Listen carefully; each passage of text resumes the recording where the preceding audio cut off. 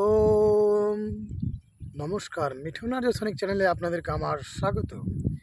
ইতিপূর্বেই বর্ষা কিন্তু আগত। তো যাই হোক না কেন, বর্ষা আগত হলেও অতটা কিন্তু ভারী বৃষ্টির চাপ নেই বললেই চলে।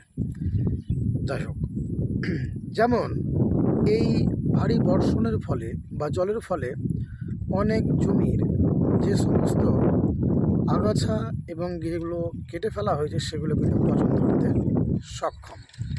আসলে একটি ঘটনা হলো কি, কাঠকে নষ্ট করে কাঠের পোকায়, আবার একটি লোহার মতো শক্তিশালী জিনিস যা কিনা কেউ কখনো তাকে বিনাশ করতে পারে না, কিন্তু সেই লোহাও বিনাশ হয় কখন?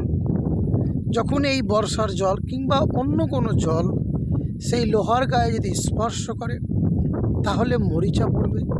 এই মরিচার ফলে লোহাও কিন্তু ধীরে ধীরে বিনাশ হতে থাকবে, অর্থাৎ তার বিনাশের দিকে সে চলতে শুরু করবে।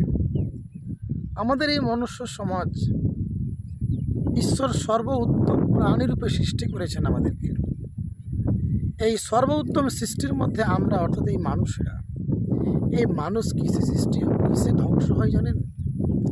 ধ্বংস হওয়ার মূল কারণই হলো চিন্তা ভাবনা।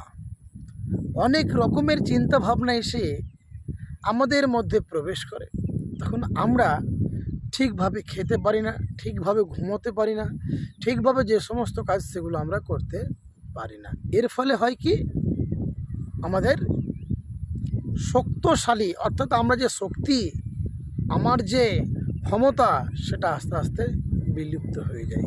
তখন আমরা মানুষেরা প্রায় বিনাশের দিকে এগিয়ে যাই। এই জন্য ভগবান শ্রীকৃষ্ণ বলছেন গীতার ১২ অধ্যায়ের ৮ম শ্লোকে, কি বলছে জানেন? বলছেন ভগবান শ্রীকৃষ্ণ অর্জুনকে, হে অর্জুন, এই জন্য আমি তোমাকে বলছি, তোমার মন এবং বুদ্ধি আমার শ্রীচরণে সমর্পণ করো, তবে তুমি কখনো বিনাশ হবে না। কারণ তুমি যাই করবে না কেন, কোনোভাবে আমি তোমার সঙ্গে আছি, আর তুমি আমাকে সর্বসময় দর্শন করছো। এই জন্য কথাটা কি বলেছিলেন? মা যেব মনিয়দ্ধৎসা মই বুদ্ধিম নিবেশয় নিবশিষ্যসি মা যেব অতর্ধম না সংশয়।